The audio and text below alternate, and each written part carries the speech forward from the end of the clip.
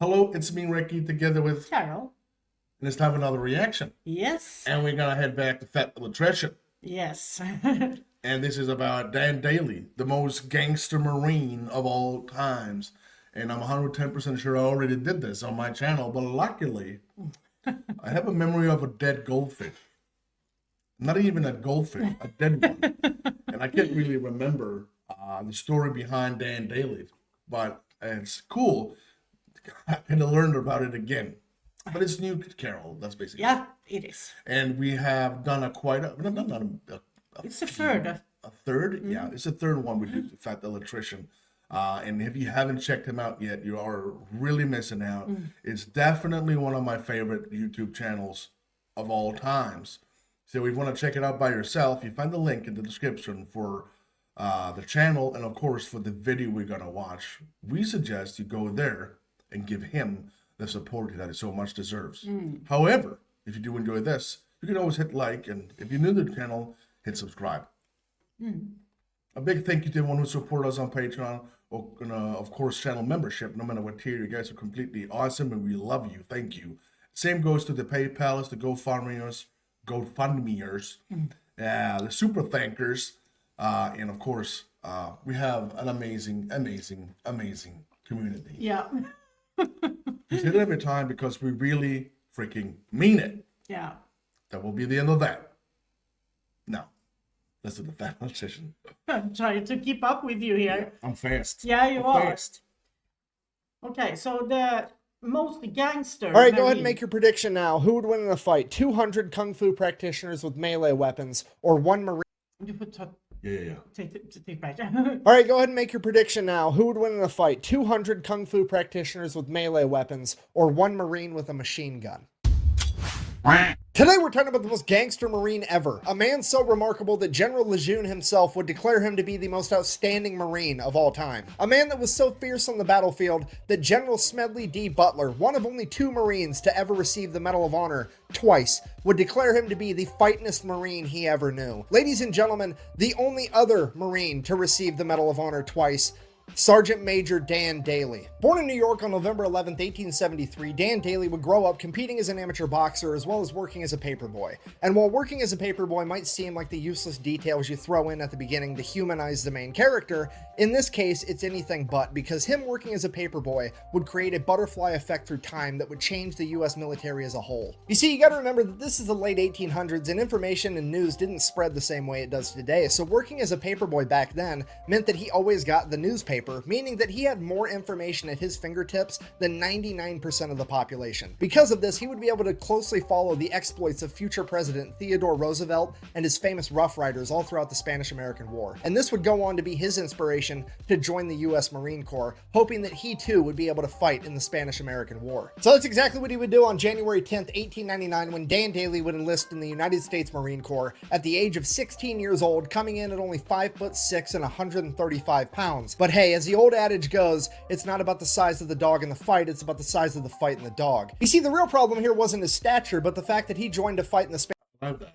He is a really tiny dude, but it's not the size of the dog, it's the fight of the dog. Well, exactly. Spanish-American War, and the Spanish-American War ended on December 10th, 1898, exactly 1 month prior to his enlistment date, but the news hadn't spread that far yet, so he ships off to training anyways. So fast forward, he finishes up training, realizing the Spanish-American War's over. He's kind of like, meh, I mean, the Spanish got off lucky, can't help it. I mean, let's face it, I'm gonna get the action I'm looking for at some point, right? This is America. We've been a country for like 124-ish years at this point. We've been not in armed conflict for all of like 45 seconds at this point. Surely something's gonna pop up soon. So he ends up getting put on ship duty Yeah, so funny. 45 seconds. Yeah. over in the Asiatic fleet on the USS Newark. And sure enough, like after a month of being there, the Cacos Rebellion breaks out, and guess whose ship is the closest one to be able to respond? Dan Daly. Alright, real quick, oversimplified explanation of what the Cacos Rebellion is in case you have absolutely no idea. At this point in time, China had really just been opened up to the rest of the world, and foreign influence is just flooding in. You have Western businesses going in there trying to make money. You've got Western governments going in there being like, hey, you guys want some democracy? And then you had missionaries going in there also trying to spread Christianity. And all of this influence came so fast, so quick, that a large portion of the Chinese population felt that it was too much, too soon, and they started to push back and started a nationalist movement. Part of this nationalist movement was a bunch of young men that practiced Kung Fu. Now, to somebody from the West, Kung Fu looks an awful lot like shadow boxing, so they just referred to these young men as boxers, hence the term Boxer Rebellion. These boxers got together, started their own little club called the Society of the Righteous and Harmonious Fist, and then proceeded to run around beating the shit out of and or killing every foreign diplomat, businessman, and missionary they could find. And it is at that point that the Marines get sent in. So Private Daly and the rest of the Marines show up to Peking, China, which would later go on to become known as Beijing, the capital of China, at which point they promptly and immediately take over a large legation center on the southern border wall of the city, known as the Tartar Wall. They then gather up all the refugees they can find, get them inside the legation center, and set up a defensive perimeter. Things are going well, now we're just waiting for reinforcements. Problem, hours and hours go by, the reinforcements don't show up, and it's about to be dark out. So at this point, the Marine leadership's thinking like, hey, the reinforcements are definitely on the way, they wouldn't just leave us here, which means the reinforcements have gotten lost because, I mean, let's face it, if there was ever a time or a place where the directions of go to the giant building on the big fucking wall wasn't specific enough, it would be in China, right? I mean, they're known for their big ass walls. It's kind of their thing. So they're lost out there. We need to go find them before nighttime. Otherwise, they're going to get ambushed by like 1,000 of these Kung Fu guys and they're all going to get killed. So we're all going to leave, go find the reinforcements and come back. Private Daly, you're going to stand guard here by yourself. Now, I don't know what the logic was behind this. I don't know if it was like, fuck Private Daly, he's the new guy, he can have the shitty job, or if it was like, hey, Private Daly's a new guy, this mission's really dangerous, let's leave him here where it's safe, or maybe they knew he was the main character and that he had plot armor. I have no idea. Either way, Private Daly is now effectively playing goalie for America for all of these refugees. So sure enough, like an hour after all the other Marines leave, hundreds of Boxer rebels show up and they're looking for a fight. Now, a couple of them have guns like muskets and stuff, really outdated weaponry. By and large, they're all carrying traditional Chinese martial arts weapons like swords, bow staffs, what have you. Some of them are even just rocking the old meat mittens, but they're looking for a fight either way. And this is shaping up to be one of the Meat mittens. Meat- Mittens or like the Vanta. Yeah, So meat mittens. yeah, exactly. I love that. Yeah, it's most good. ridiculous battles of all time. I mean, this is the type of stuff you get drunk at the bar and ask your buddy, like, hey, you think you could take on all 300 Spartans if you had a machine gun? Like, that's exactly what's about to go on here. I mean, in one corner, you've got an 18-year-old Marine with a machine gun, and in the other corner, you have 200 martial artists with, like, bow staffs and shit. You literally have Gun Fu versus Kung Fu, okay? And here's the kicker with the entire thing. The Society of the Righteous and Harmonious Fist legitimately and wholeheartedly believes that their martial arts training has made them impervious to bullets. Yeah. So this entire horde of Kung Fu fighters just starts running at Daly as fast as they can as he opens fire with his machine gun, and they fight well into the night. The rest of the Marines were a couple miles away. They found the reinforcements, but now it's too dark for them to travel in this rioting city at night safely, so they've adopted a little defensive position, and they're just holding position until daylight. They're literally forced to just sit there and listen to the machine gun fire and the yelling and the screaming and machine gun fire, and then suddenly the machine gun runs out of ammo, and then there's bolt action rifle fire, fire. He gets the machine gun reloaded. There's more machine gun fire, and this goes on for hours, and then it progressively just gets slower, and there's less machine gun fire and less screaming and less machine gun fire and less screaming, and then suddenly it just stops.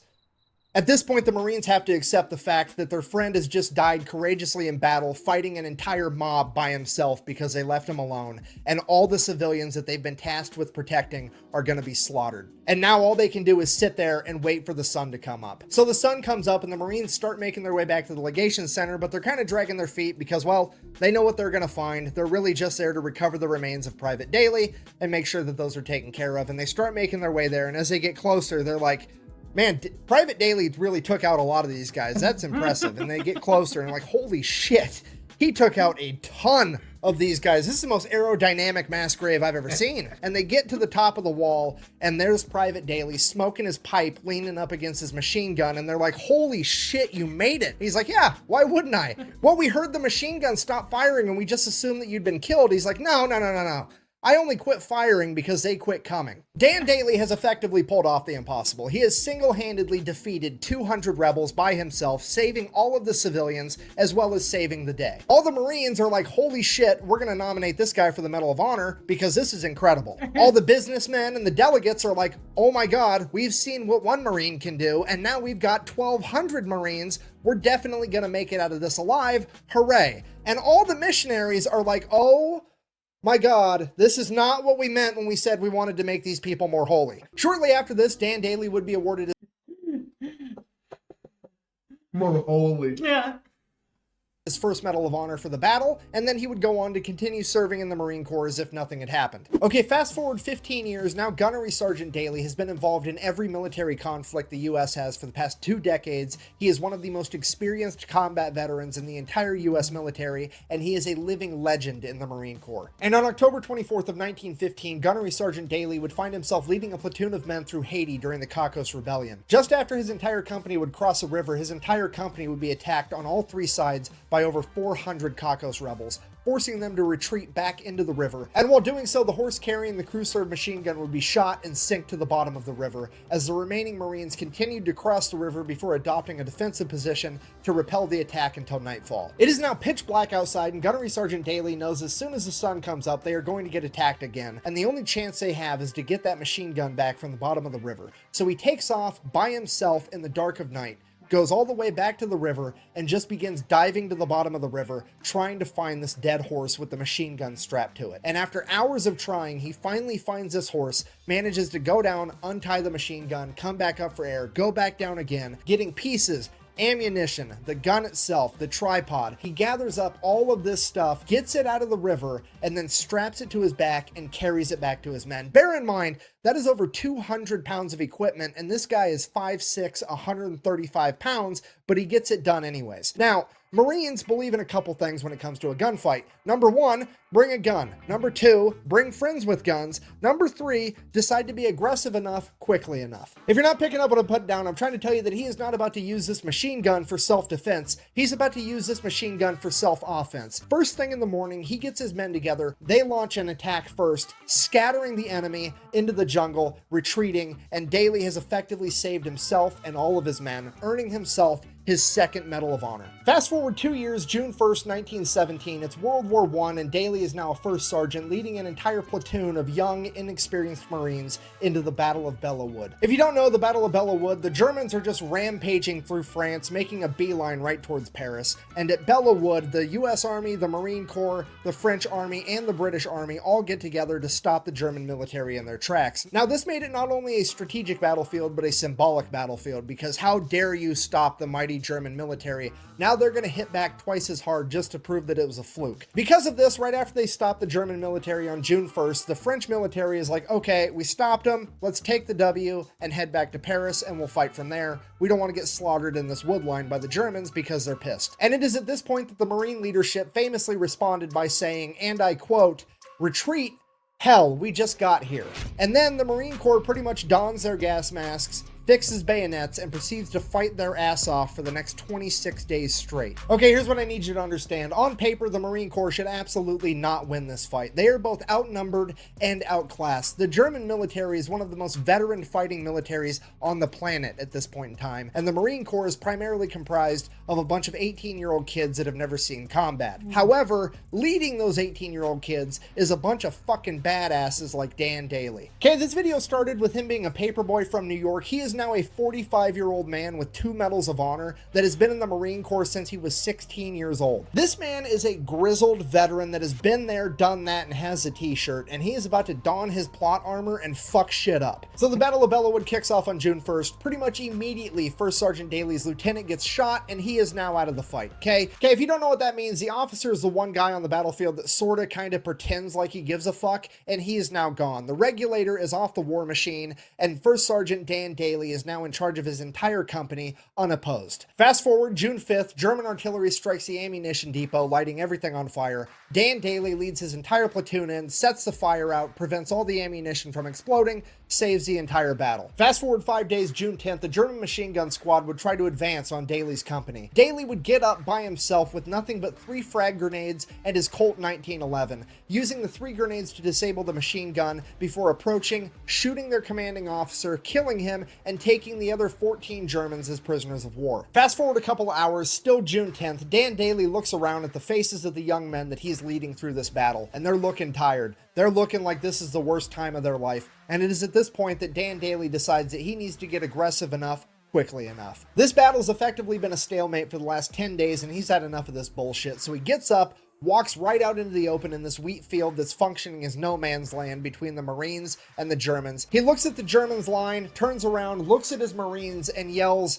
"Come on, you sons of bitches, do you want to live forever?" before charging at the German line. All of his Marines, that's Dan fucking Daly, were gonna follow him, so they charged too. In an act of pure hyper-aggression, Dan Daly's company would catch the Germans off guard and would actually manage to punch through their line, causing all the other Marines to become hyper-aggressive and attack as well, effectively setting off a chain reaction that would lead to the Marine Corps pushing the Germans all the way out of Belleau over the course of the next 16 days, where on June 26, American High Command would receive a single telegram, and I quote, "Woods, now Marine Corps entirely," giving America its first win in World War I and the Marine Corps its new moniker. Due to the blatant hyper-aggression of the Marines, the Germans began calling them the Teufelhunden, or the Devil Dogs. And it's all because of the actions of First Sergeant Dan Daly. After the Battle of Belleau, Daly would continue to serve throughout World War I until on the 11th hour of the 11th day of the 11th month of 1918, the Germans would surrender, effectively ending World War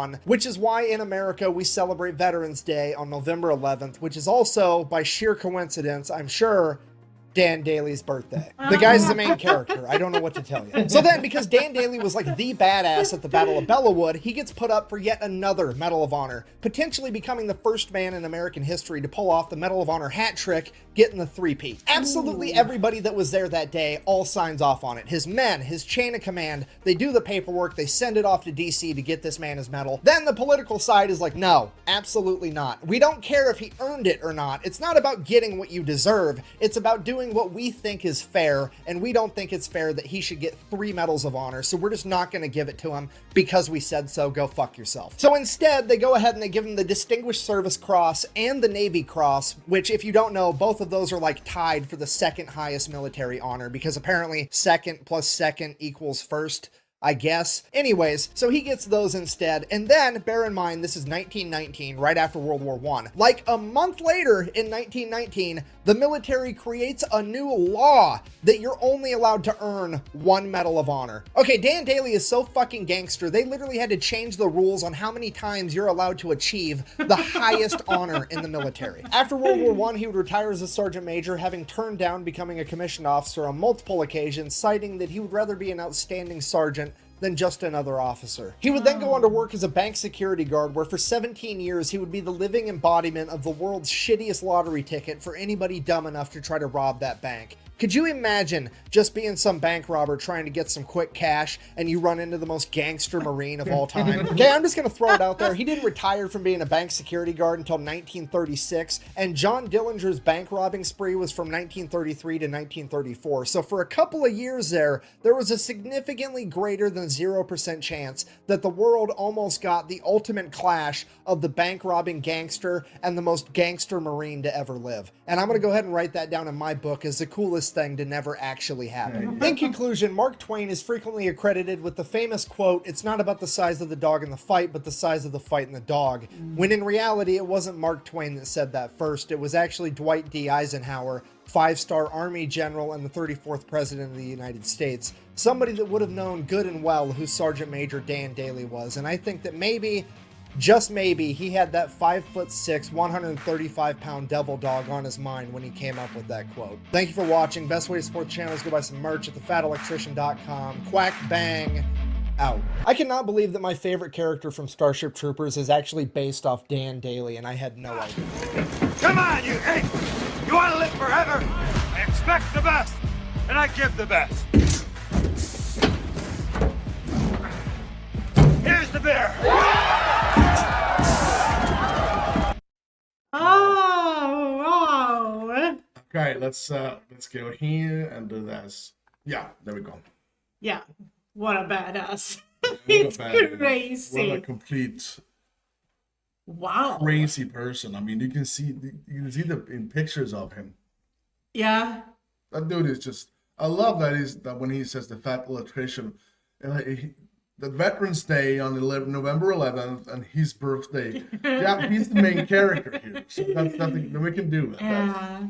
Well, that's- I think that's so awesome that just a paper boy somewhere just gets in line and show the most brave thing I ever heard Yeah. ever. It's just duty. The thing is, I don't think of course, it has to do something with bravery, but it's just duty. Yeah, but I mean, It's something that lives in Americans. And they yeah, still do. exactly. It's just duty. Yeah, for me is liksom. What is it? God, duty, family. That's basically it. Yeah, but yeah, it's crazy. It's amazing it is. that these people. Is it a movie about this? I don't know if there's a specific movie about Dan Daly. I would love to see that Maybe there is. I don't know. Maybe. because the when he talked about that he went in with the grenades and stuff like that, it reminds me a little bit of Band of Brothers when they go in and destroy the cannons. Yeah. You know, The trenches. Yeah. Yeah. It just remind me, and I just wanted But to if you add. can see, there's a ton of heroes from the beginning of time till we are today. I mean, we've seen Medal of Honors in modern time. We've seen Medal of Honors in late 1800s, and there is nonstop And heroes. and think about if this wouldn't happen, what would the world look like? Yeah, It's crazy Yeah, it when is. you think about that. it is. I highly enjoyed this, and it actually came back to me when he started to talk. But you want to live forever and retreat? Hell, we just got here. Yeah, And that's the French came from the line. I saw this a couple of days ago. The French came off the line and told the Americans, it's good, we won. We're going to retreat. And he said, retreat? Hell, we just got here and moved to wars. The French thought, like he said, the fight, we won, we got the W, let's go back and defend another position. They can come to us. And the Americans said, hell no, No. we're not going to retreat. You just got here. Yeah. We want to get into the fight. love this story. yeah, and he's such a good storyteller he too. is. He makes it funny. yeah, It's not exactly. funny. People died, and him. Yeah, But exactly. he made it into. He is a. Yeah, and for me, that's not. I mean, I'm not. I don't have the knowledge in this, No. but he tells it so I can understand it, Yeah. and that's a good thing. That is a very good thing. So let's wrap this up. If you did enjoy the reactions with Recky and Carol, let us know by hitting the like, and of course that subscribe. That's something we would greatly appreciate. And again, check out Fat Electrician by yourself. Link for the channel, of course, for the video we just watched will be located in the description. I suggest to go there and give him the support that he definitely so much deserves. Other than that, thanks so much for watching. I'm Recky. And I'm Carol. You Stay safe.